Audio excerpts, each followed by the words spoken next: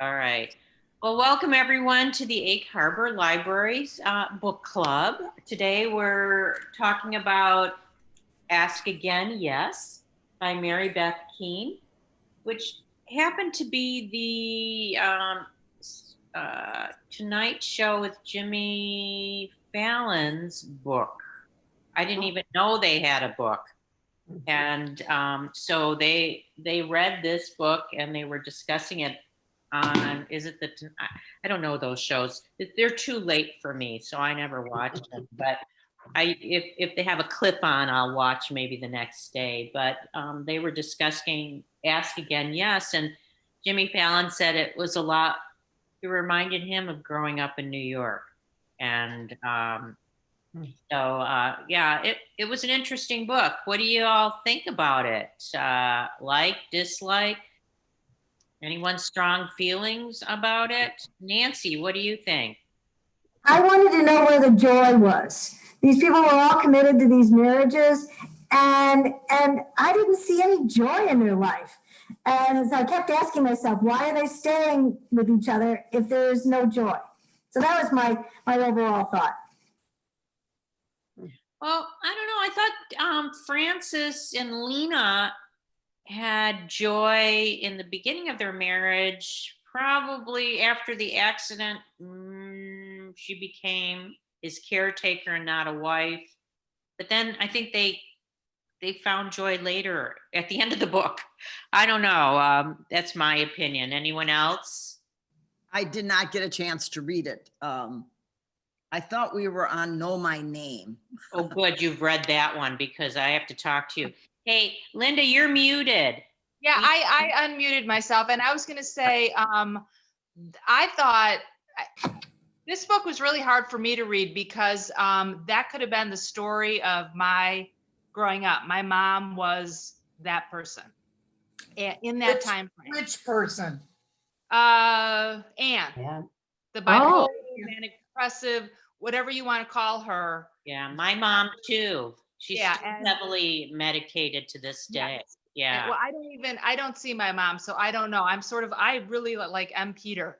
But I mean, when Nancy was asking about where's the joy, I mean, it's sort of like that was true. I mean, there isn't any joy. I mean, his life, I mean, you're trying to take care of her and trying to see the symptoms before your father, will admit that something's going wrong again. I mean, she did a good job of portraying a child growing up in that kind of dysfunctional family.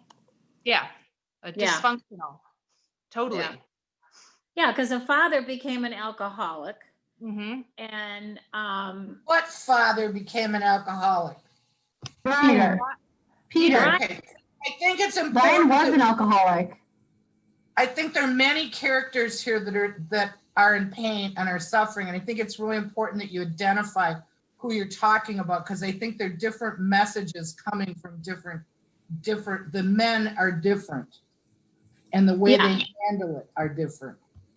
And but what's sad about Anne is when you look back at what happened to her when she was growing up, and then loses a baby, and how in this day and age, everybody, you would be seeking help. In that time frame, they didn't seek help. And I think that's why a lot of women, people thought they were hysterical or they were this or they were that because of what had transpired that they couldn't talk about. You didn't talk about somebody, sexually assaulting you. You didn't talk about losing a baby, and people weren't very caring about those things. It was like, well, just brush it up. I think it can affect people different ways. And I think for Anne, it was, those things just had an impact along. And then I think that's part of, we have to look at all of her instead of just that portion where she was over medicating and then decided to go off the rails. But didn't she have a predisposition to mental illness because her mother committed suicide? And you know, again, science wasn't aware of what could be done to help people, but I don't know that the loss of the child was, well, it was different for her than it would be for anybody. Everybody's unique in the way they handle that. But I think there's just that predisposition to mental illness that science wasn't even aware of that hereditary issue at that time. Yeah, and I think this is the story of mental illness over 40 years. Like, Yeah. how it has changed and how we accept alcoholism. Or I didn't know when I was growing up that even existed.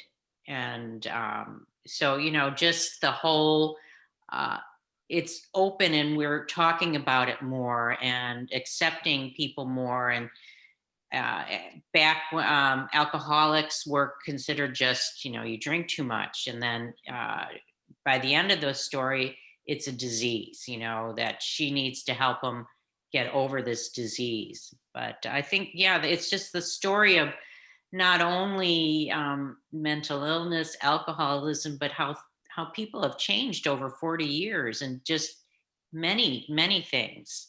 So I think the character that I think was really the most inspiring was Francis, because he actually was a pretty nice man. I mean, even though he had this disability, he was always kind and always basically this nice, and he just evolved into this. I was amazed because he didn't seem to have any ill will towards any of these people, which I think if I would have had half my face blown up, I might have been a little bit PO'd, you know? Well, you know, in looking at it in relation to Janine's comment about it's over 40 years, it's about alcoholism, it's about dysfunction over 40 years. And I think the title really plays into that. Yes, ask again. Or ask again, yes. I don't know which way it goes. Ask again, yes. I think that really plays into it because I think in the end, they all ask again and they all say yes to each other in their own ways. I think the title is really significant. I think the title gives redemption. And about joy, Nancy, I'm not sure everyone has joy in life. And I think this was a very realistic portrayal of life. And if you read reviews and listen to what she says about it, Keane says about it, that was her goal. Well, I think she achieved it. and I think they were all happy in their own way. You know, Lena just wanted a house to take care of and her kids and the little house. Well, no, she didn't want to have the little house and but just because they didn't have joy didn't mean they weren't happy in their own ways. I agree, because there's not always joy in everyone's life. And that's why I think the title is really significant. Because in the end, they all find ways to accept the situation they're in. And yes, Francis was a remarkable person. He leads the charge in acceptance. But I think this book's a lot about transition.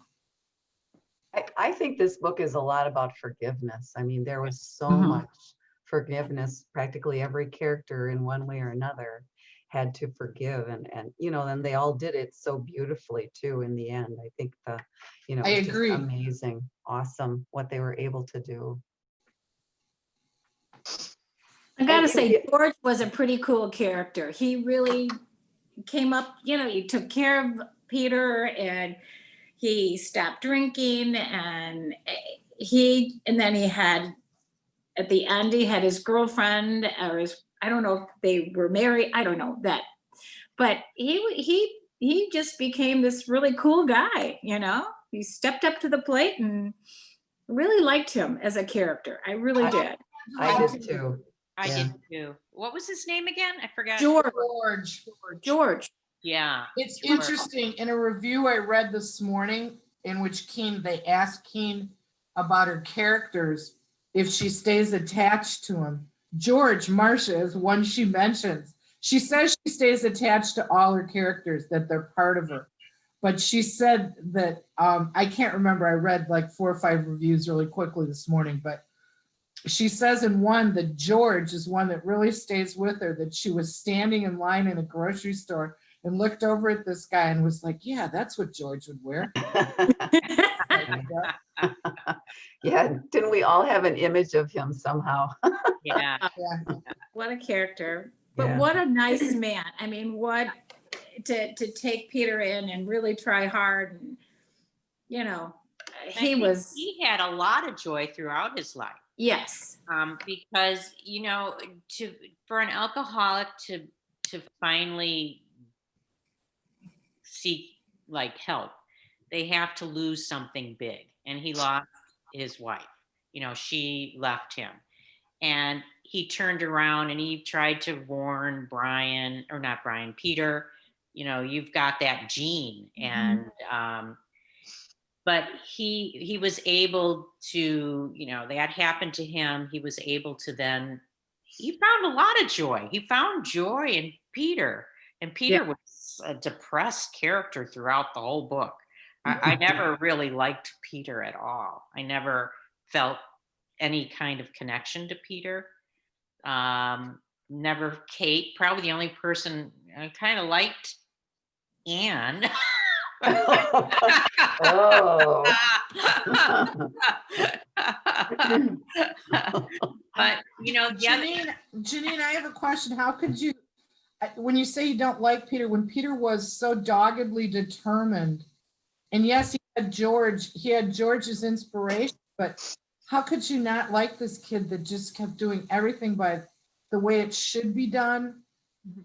Went to visit. It wasn't like I didn't like him. I just was like, maybe I wanted him to be more like, wake up, you got PTSD, you've got some problems here. And it's not that I don't know. I think that's the time frame, though. I mean, maybe as he got older and he finally started going to, rehab, woke up and actually accepted he needed to go to rehab. But I mean, to say PTSD when you were, what would he would have, in the 80s when he was maybe going to school? I'm not sure about the time frame now, but it just doesn't seem like that would be something that, again, would be discussed. I mean, it was just. Do you think if you said to a 15 or 16-year-old kid right now you have PTSD, they'd know? Do you think that a 15 or 16-year-old I bet they would.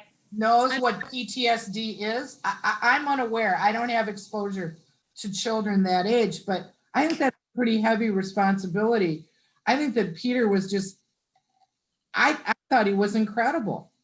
I thought he was just, he does everything he should. He gets good grades. He gets in college.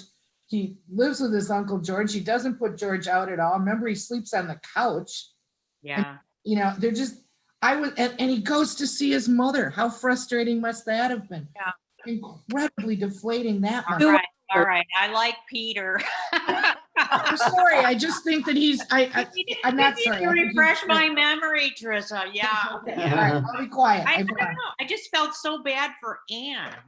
It's just like she was from the beginning. And this whole thing with the Irish, that this was a story about the Irish too, the Irish that came over and are in New York. And they are the policemen and the firemen in Boston and New York. And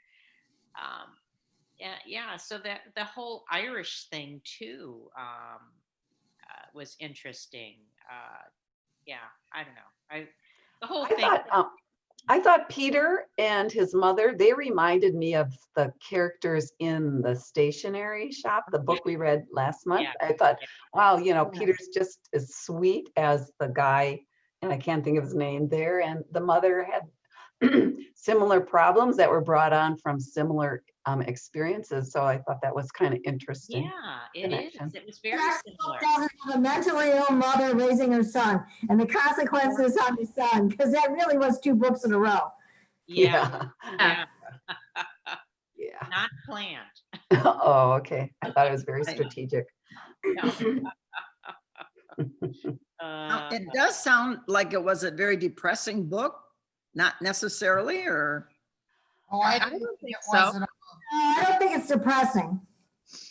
No, I think, the whole, like I said, I thought the forgiveness thing was a big part of the theme, and it really ended up with everybody, like, kind of, they'd found their place, they were content, they were getting along, things had been strengthened.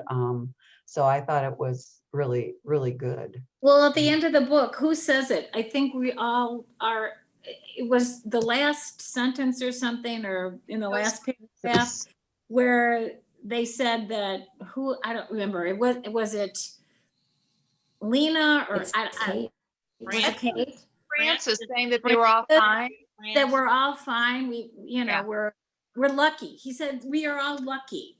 And I'm thinking, oh, if you think this is lucky, but to come out of that and think you're lucky is unbelievably shows the power, as you say, of forgiveness and the strength of the human spirit. Yeah. To me was such an important statement for the whole. I mean, it really put the whole thing, tied the bow on the ribbon of the package. She did it so well. Just that one sentence was amazing to me, because as you think over your life, you're thinking, well, wow, if that's lucky, I must really be in heaven, because I don't have any of these wacky things happening to me, Yeah. Marcia, the line you're looking for is, it comes from Lena, and Lena, that's what I thought. and she says, I think we've been luckier than most people. Yeah. At least I think that's what you're looking for. Yeah, that's the And sentence. I copied it. Francis says yes, he said yes. So, yeah. Yes, Yeah. and I think that goes back to the title. Mhm. Yes, Yeah. A good and I agree that it's about forgiveness, but it's about just acceptance, and that life is. I didn't think it was depressing. I mean, it wasn't the most uplifting story when they're talking about people getting their face blown off, or the first time Francis and the other father, what's that guy's name? Brian. Brian, the first time they walk in a bodega and they see someone killed. But the thing is that it was just very, I don't know.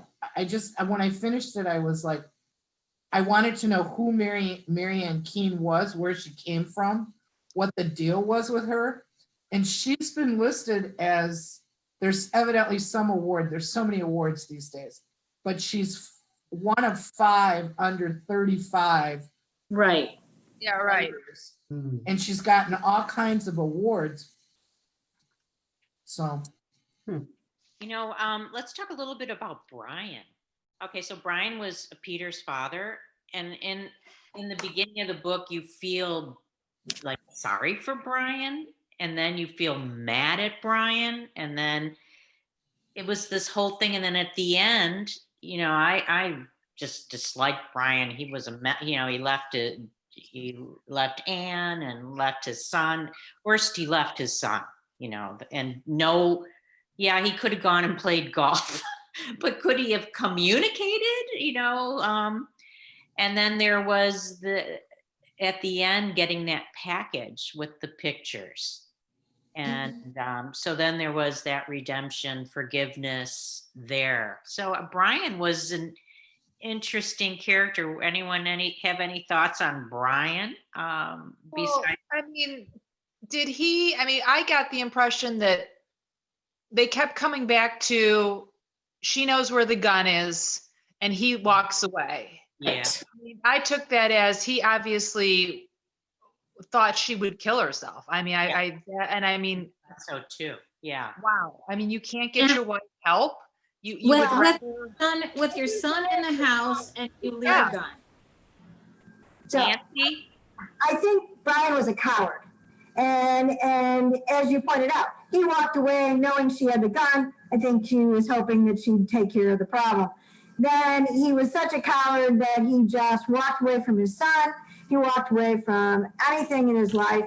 I'm one of these people that does find joy in playing golf. So, it was one of his ways of coping was to just take off and do something else. But he was definitely a coward. And even by the fact that here he had a live-in girlfriend for all these years who took care of him with his diabetes, and then he doesn't leave her a thing because he was a coward and he didn't want to tell her that he had a family that he never divorced and what was going on. So and he was ashamed too. That's why he never mentioned it. He knew he was wrong. He was ashamed. Yeah. And he walked away when they had the birth of the first child that was dead.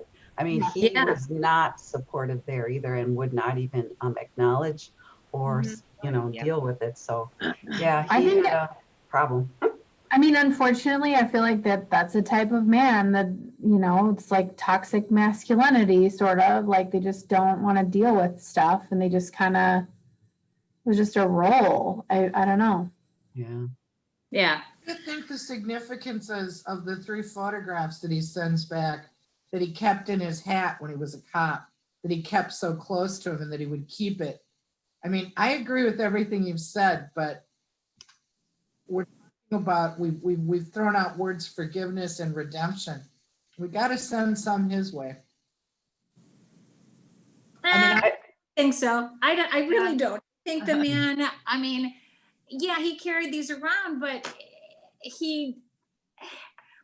I don't know. I just thought that, he could have done, yes, he left them his house but I just don't think that. Okay, being the devil's advocate for a minute, was he not as much a victim at the time as we've allowed Anne to be, we've allowed Peter to be, because we didn't talk about those things.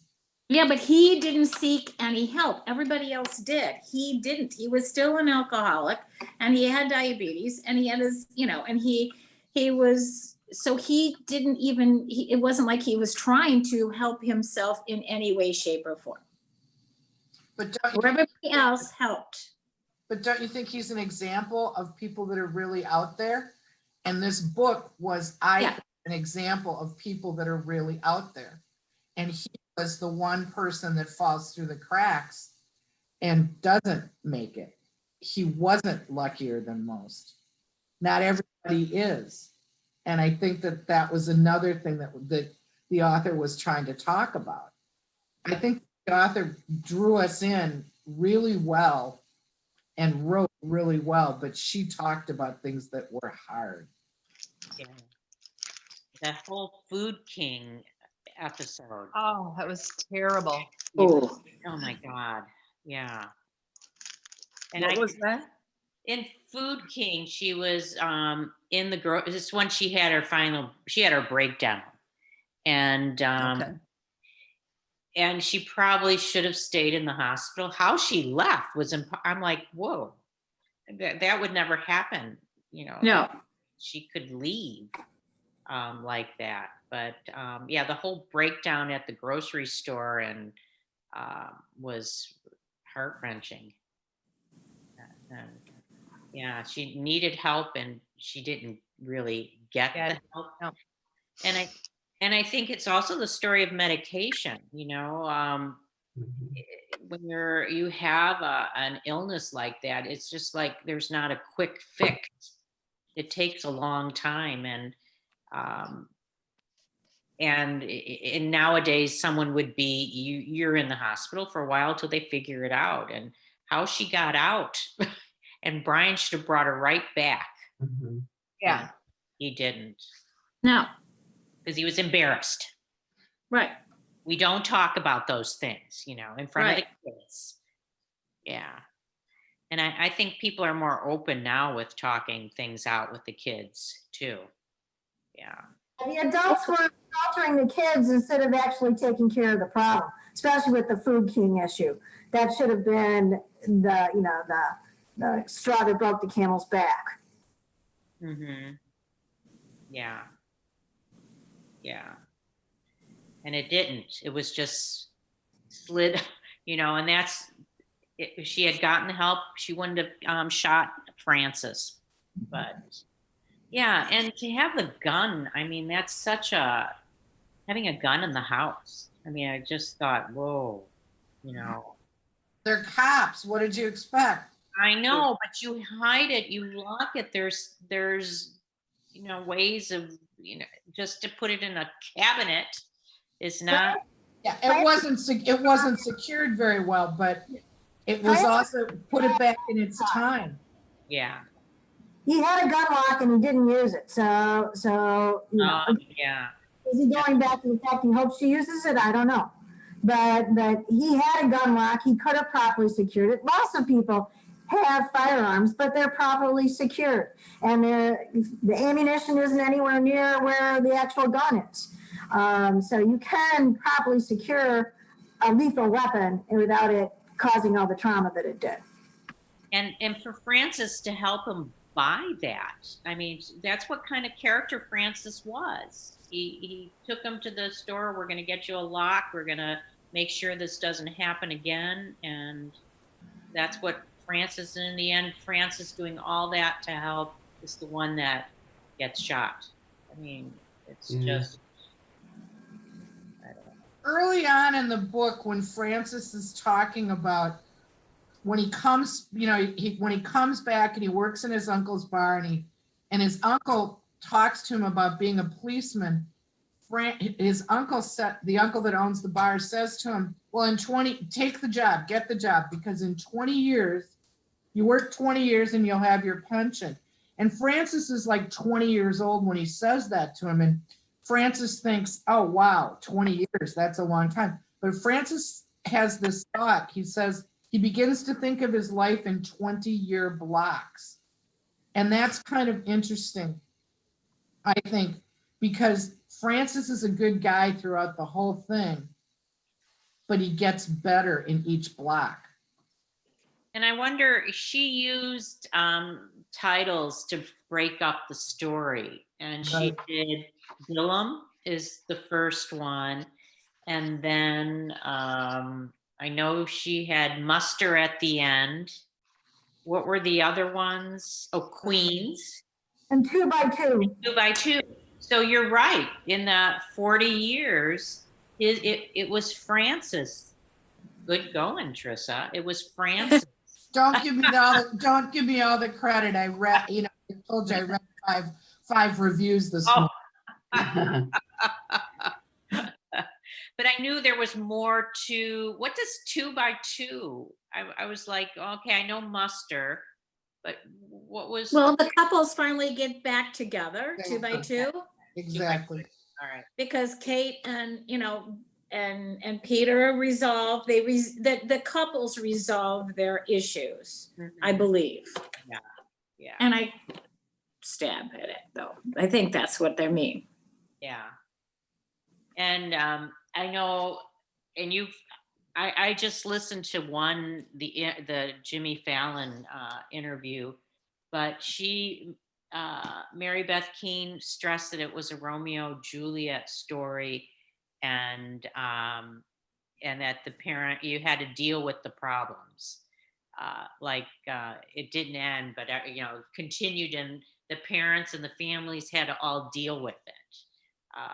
And that was, I went, oh yeah, it's a Romeo and Juliet story, but yeah, kid love, yeah.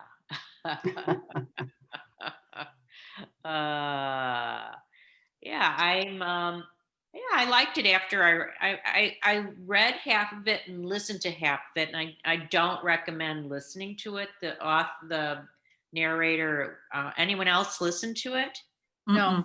Narrator's voice was kind of blasé. It wasn't a good read out loud. So it was best read, by book. That was going to be my question. I've got a 6-hour drive tomorrow. Should I listen to it? But maybe not then. Well, I think you should if you can get it and listen to it, because now you've heard the discussion and yeah, probably you can fill in the blanks. I think it would be good. Okay. Yeah. I had to go back and pick up the book at the end after I read the first half and then listened to the second half so I can work in my house. So something about audiobooks, and you can actually do something else too Yeah. when you don't have time. Yeah. So Yep. yeah, but yeah, so I'm glad. At first when it took me a long time to pick it up because of the topic, and I'm like, I was prone not to like it because of the cover. and the cover. Yeah, the I cover. think book covers What is the play cover? a large a part in intriguing you. And I thought it was just kind of boring. It Yeah, doesn't that- tell you anything. That was reminded that's a me- bad cover. Yeah, It looked I like thought- Little Fires Everywhere, that cover. That was kind of like set in I guess the suburbia component to the cover. Because it's from Think it's about it. it's Gillen? yeah, if you look closer, I just thought it was blues and greens, but if you, and I don't have a light on, but it is an aerial view of Gillum probably. I didn't really. I'll yeah. have to look at it again because I thought it was Look really. I did not I just thought it was blues and greens and Yeah, that's what I Me thought. too. well, that's no, it's an aerial view. Oh, It appealed to me because I liked Little Fires Everywhere, and I thought it looked like the same kind of cover. Just Cover. You're Yeah. right, yeah. Yeah. So this has been bought it for a series. Oh, Oh, Little Fires Everywhere, which oh yeah, so it's been purchased. It will be interesting because I thought they did a fantastic job with Little Fires Everywhere. I don't know if anyone else has that same opinion, but yeah, I wonder. This would make a good series, I think. I think so. yeah. There's lots of stories within a story. Yeah. I also think it's a story of also the Catholics too. I mean, I was raised Catholic, but I remember a friend's mother being very sick, and they were saying, too bad she was thinking she must have done something wrong because of her Catholic religion. That's why she felt like that. And I think the whole Catholic religion in this book too, going to St. Bart's, and that played a role in the book. I don't know, but and that they were together and maybe forgiveness because of their religion. I don't know if I just remember that friend saying her mother felt she was sick because she did something wrong in her religion. But that's nasty. I know. Oh, wow. Yeah, You're walking a fine line there. yeah, I think that Carol's comment about reminding us of the stationery shop and the similarities between the mother-son there and the mother-son here is a good point. yeah. I recently listened to an author named Laura Books. She's Australian, and she wrote The Afterworld. And it's about a pandemic. It's about a pandemic. What happens afterwards? And she has transgender people in it. And one of the things she first upset at the start of this was, I need to let you know that I apologize to transgender people. I got it wrong. I just am struck with that. The tolerance is so important right now. And how you say things is so important right now. We really are becoming very conscious of not crossing lines and being accepting. And I think that's really important. And I just think this is a fine line to say Catholicism caused this woman to be this way. No, I'm not saying Catholicism caused it, but it's the way they treated forgiveness and yeah, I just I know But in that the culture of the culture. stationery shop, they didn't treat mental illness any better than they treated it in this book. No, Yeah.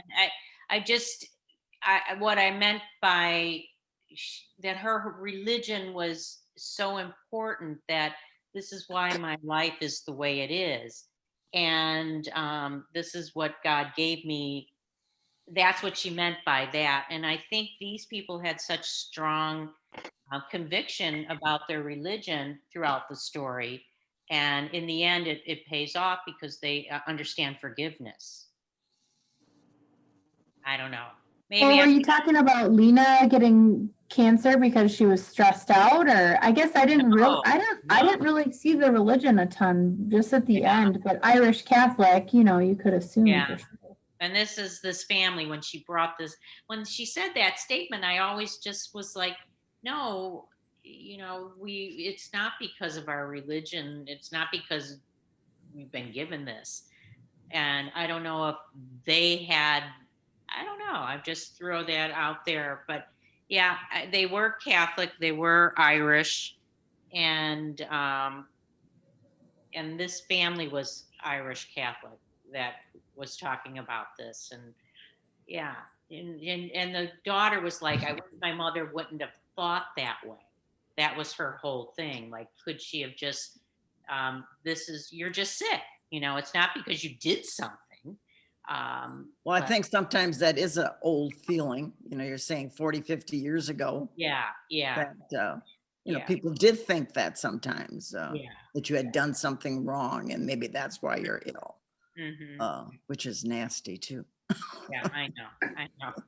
I think what was interesting though, like Francis came over from Ireland and you never hear about his family. I mean, you didn't hear anything that they wrote or called, you know what I mean? There was no connection after he came here, and all these people just totally, there was no connection back to Ireland on any of these people, which was strange to me. You would think that you would have some. Same way, Marcia.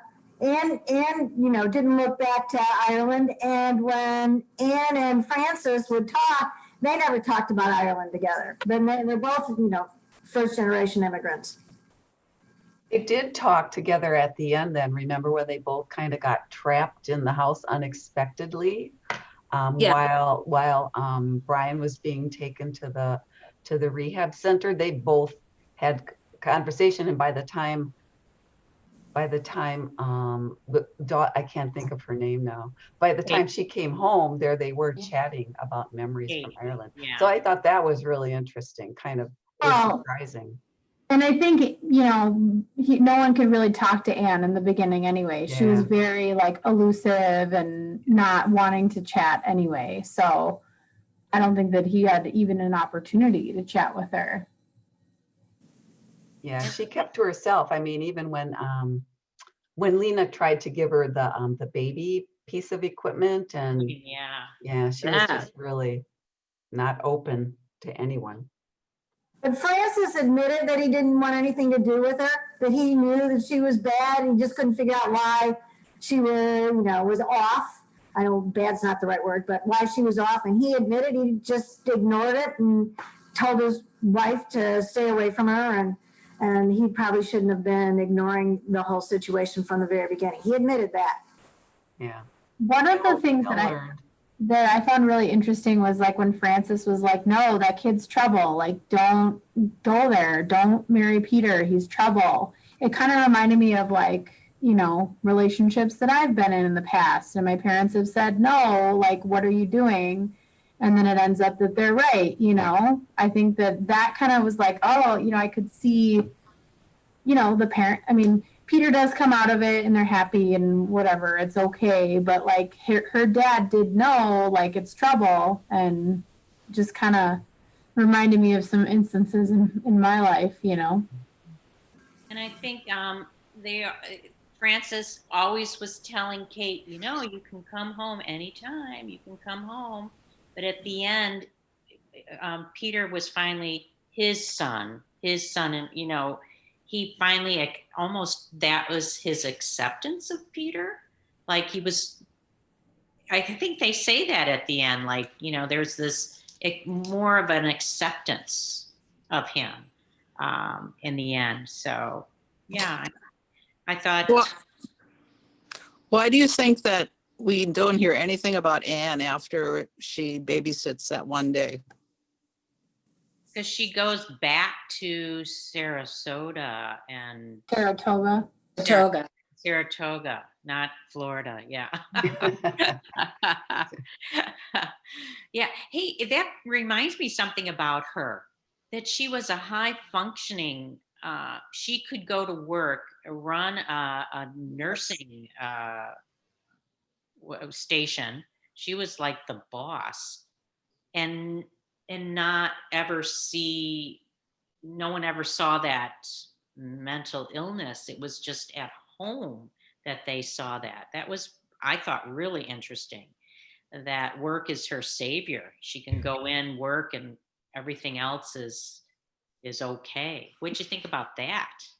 Are you talking about at the end, think it Janine, was- or in the beginning? In the beginning, the whole time. I mean, when Okay. Yeah. she was working at the end, she was always very committed to her work. And you never, usually if you have some sort of mental illness, it'll show up at your job. I mean, Yeah, I think so. yeah, but it never did. She was able to go to work and function.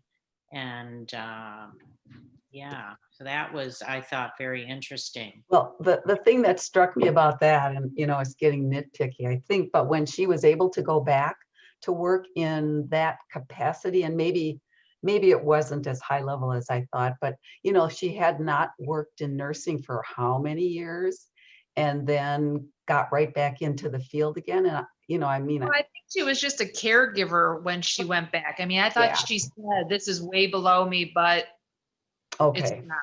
Yeah, she was just like an aide in a elderly care facility rather than the head nurse on a floor. So okay. she had gone down and she wasn't getting the pay, and she couldn't afford a TV, and I mean she was It's a scary thought on many Scraping levels. by. That a person that's charged with having direct contact with the elderly doesn't get paid enough to afford a TV, and that they've previously suffered or are continuing to suffer from mental illness. I mean, that's a very sobering, scary thought. True. True, really. And I think it's true. It's true too. Oh, 100%. When I recovered from my knee surgery a couple years ago, I chose to go to a rehab facility, and there were people that I interacted with on a regular basis that were, I mean, I can see, I didn't have a problem with that at all, that she would have been there. yeah. I mean, they were kind and some of them were kind and considerate.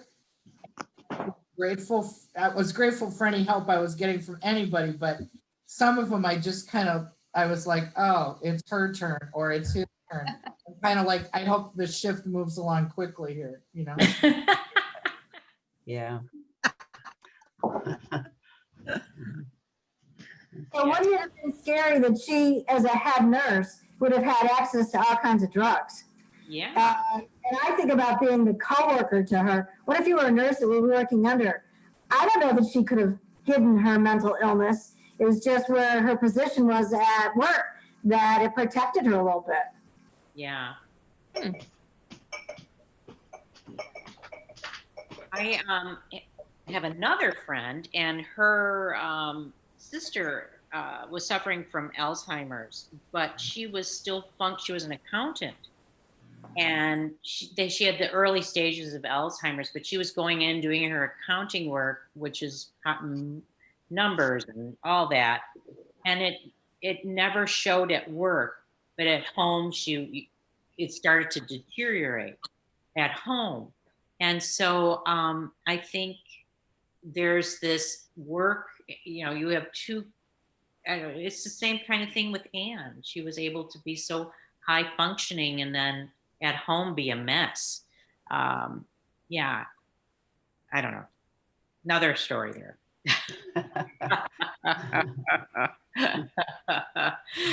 Okay, any final thought? Hey, I had all these questions to pull up and I didn't even need to pull them up. We really touched on, I'll just share my screen to show you how we've touched on all of them. You want to just let me share my screen again? Oh, sorry. So we did so much tossing around of the. Yeah, Yeah, I They should- thought it was a no. provocative book for sure. There was a lot to a talk lot to about. talk about. Yeah. Book club, yes. And I was like, oh my gosh, did I pick this book? Why don't I have like a happy book club, like just read happy stories? Wouldn't that be great? Yeah. So here are the questions that the publisher has put together. And I think we really, the idea of inherited traits and characteristics appear frequently. We kind of talked about from generation to generation. And trauma they inherited from their parents. We've talked about that. We talked about the 4 parts, the title, and this novel is specific to 2 families. Yes, it's universal. So, which is true because we were talking that it's the stationery shop too, so that we see that it is a universal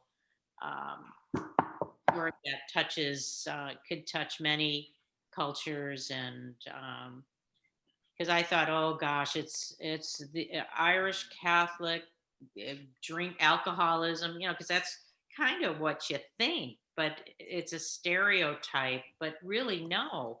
And this book wasn't about stereotypes, which I was afraid it was going to be. I think it wasn't just that. So any final thoughts on the book before we talk a little bit about what's coming up? I liked it. Well, It's not having one I not would have read picked it. off the shelf. Yeah, me neither. No, I would No. not. No. No, I would not have picked this. I would not have, you know what? Because of the cover too. I agree. And the cover Exactly. just does not draw one in compared to Exactly. the Dutch House cover or some of these other covers. It wouldn't be a book that I was choose, so I'm glad we read it because it really is very interesting on character study. Mhm, I mhm. agree, Marcia. Yeah, yeah, and she's a great, her words and how she talked about memory and just her words. She's a great author. And you said 5 under 35. Who said that? I Krista? did. It's on the jacket. She's Oh. if you look at the author, I think she's one of the 5 under 35. For the National Book Foundation. Yeah.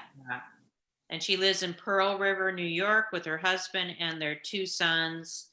And her other book is Fever and the Walking People. Anyone read any of her other books? Mm-mm. No. Fever is evidently about Typhoid Mary. Oh, interesting. Yeah. In one review I read, they asked her about how she researched, how that was historical research as opposed to how did she do this one that wasn't historical research. There's all kinds of reviews out there.